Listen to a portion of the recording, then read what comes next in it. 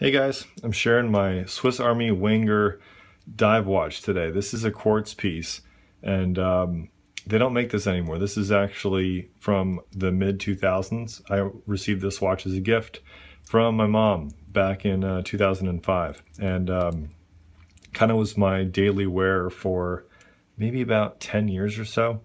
And then maybe like a year or so ago, I started to watch videos here on YouTube and kind of get more into watches and kind of have bought and reviewed most of those that I've purchased here on my channel. So, but I figured I'd share this one. It's nothing that is probably too sought after these days. I think you can actually find these on eBay still.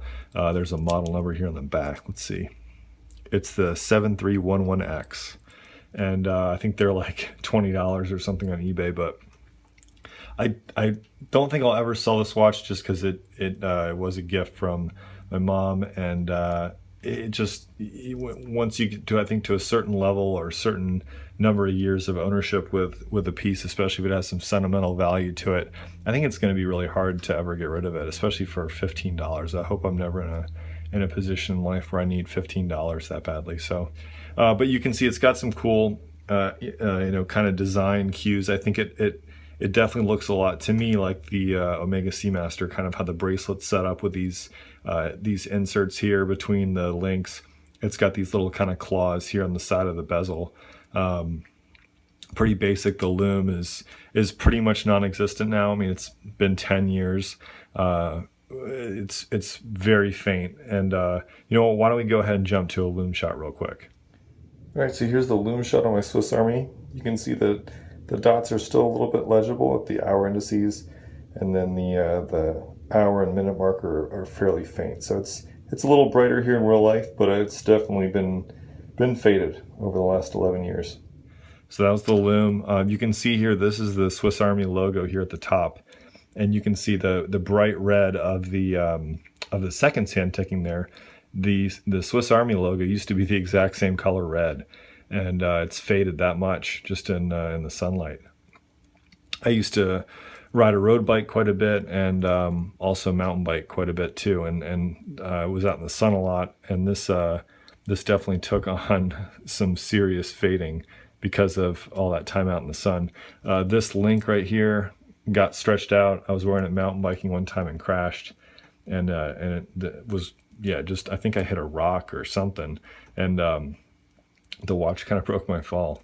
But I don't know, it kind of adds character to it. I think you buy a used watch and you try to make sure that all the scuffs are off and that it's perfect, and but then when you have a watch for a while, you don't really care. I mean, because you remember why that's stretched out, or you remember where the big bashes happened on it. It's kind of fun little reminders.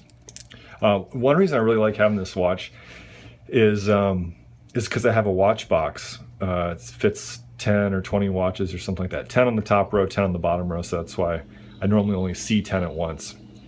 Do a wrist shot. I think it's 40 mils around there. It's hard to find the specs on the actual this old of a piece, but it's, what I was saying was, it's nice to have this piece still because the battery lasts maybe 2 years or so, and all my other watches are automatic, and I tend to rotate through. I'm not good about wearing the same one for like a week. I normally do like 1 or 2 days and then switch, so I'm constantly setting times. And I've got my Casio G-Shock, but typically I have that on the lower shelf where it's dark, so the battery doesn't just get kind of run down on that one, because it's solar atomic. And so it's nice to have this one just to kind of set the others too. I think a couple other people here in the watch community have mentioned that it's kind of nice to have a reference watch. So that's kind of what this is to me, and still love it. I still wear it probably 1 or 2 times a month, so it doesn't get a whole lot of wrist time, I guess, compared to the other ones, but every time I wear it, I still love it, and don't think I'll ever get rid of it. So just kind of wanted to share that here with you guys today. Kind of an oldie but goodie. I've had this for like 11 years now, and it's still running strong. I changed the batteries on it myself.